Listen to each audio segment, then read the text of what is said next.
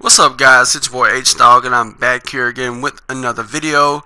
And recently on Tuesday, it was reported by Jason Schreier from Kotaku that EA has officially canceled Vancouver's open world Star Wars game that was originally Visceral's story-driven Star Wars game directed by Amy Hennig before they were shut down. Jason reports that when EA Vancouver took it over, it was rebooted, kept some concept art, but it grew into an open world game. Now that it's cancelled, EA hasn't responded officially with a comment. It's uncertain what's next for EA Vancouver, and according to Jason, it might be a different Star Wars project. Respawn, as we know, is currently making a Star Wars game called Jedi Fallen Order, which has been rumored that it's a single player game as well, that's planned to come out this year. Fingers crossed EA doesn't make them cancel their game in favor for Titanfall 3. Jason Schreier posted an update on Wednesday at 10:17 p.m. concerning the canceled open world Star Wars game.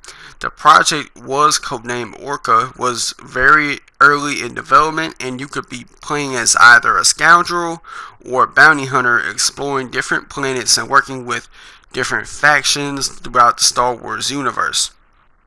The higher-ups at EA looked at a roadmap and they needed something to release earlier than Orca, so Orca was cancelled, and in its place is a smaller scale Star Wars project that's aimed for a late 2020 release around the same time next gen consoles could launch, but Jason added they could release earlier or later.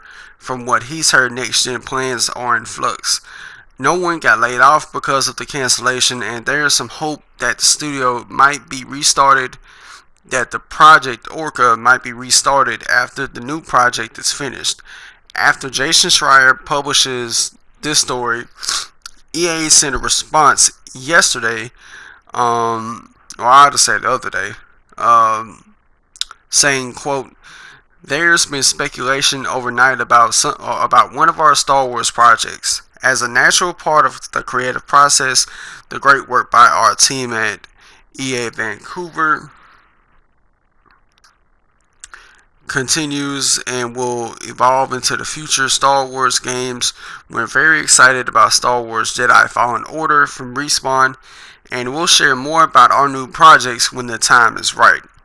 If you guys want to read the full article from Kotaku, I will have a link to it in the description box below if you want to read it. Personally, I'm kind of, at the time, when this happened, I was shocked, a bit angry, and disappointed all at the same time that they canceled an open world Star Wars game that sounded a lot like it was a spiritual successor to the Uncharted style Star Wars game that Amy Hennig was working on at Visceral. Because when she was working on it, it was something like that where you were gonna play as a bounty hunter, and it was gonna be an Uncharted style linear experience. And then the scale grew into that because they thought that, oh, well, linear games won't make us enough money. And to me, it's like, it kind of raises the question in favor of another smaller scale project. So I don't know if they looked at games like God of War, maybe not Spider-Man, but if they looked at a game like God of War that sold incredibly well, and they looked at, oh well, it wasn't as big in terms of scope for their game,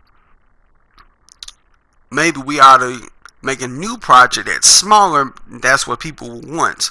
And to me, I don't think EA knows what they want or knows what we want, because they need to make up their minds. First, they don't want to make single player narrative driven games because it won't make them enough money.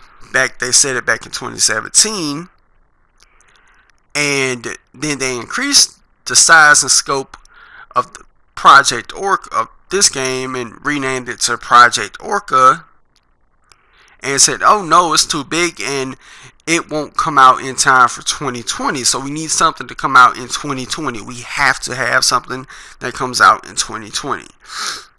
And so it's back to a small scale project. And I just hope that this small scale project is already in development, because if development is just now starting, that's practically giving the developers little to no time. Pretty much from now till 2020 ain't enough time. At least I don't think, if they're just now starting on it.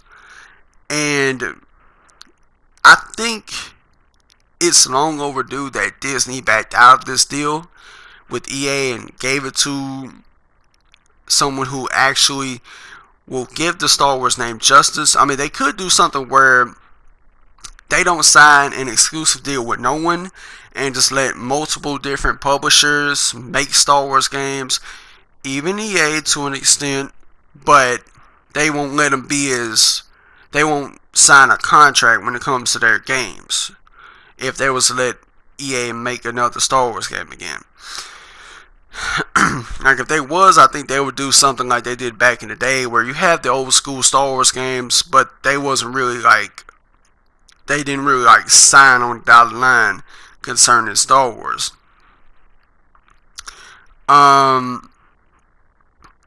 It's kind of worrisome, because you gotta hope that this game from Respawn comes out, because now it's kind of one of the things where it wouldn't surprise me if they tried to cancel Jedi Fallen Order in favor of Titanfall 3.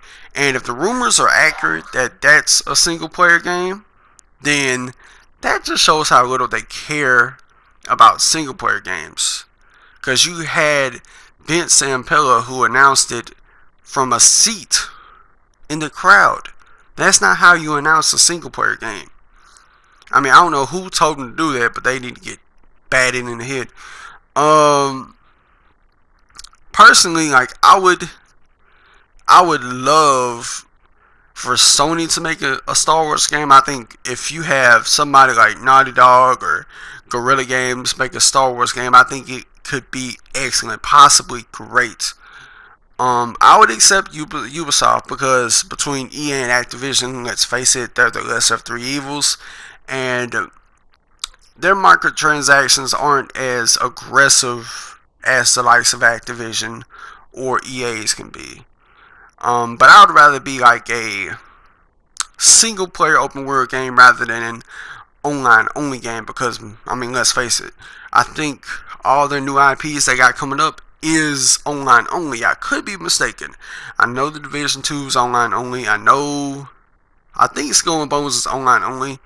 I know Beyond Good and Evil 2 is online only.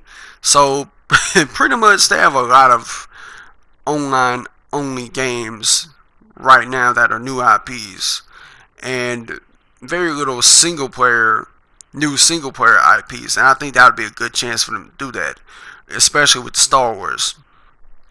But with that being said, what do you think about the cancellation of Project Orca? Let me know in the comments below. And if you enjoyed this video, hit the like button, subscribe, and tap the notification bell to stay updated on gaming news like this, reviews, and discussion videos. Until next time, I'm out. Peace.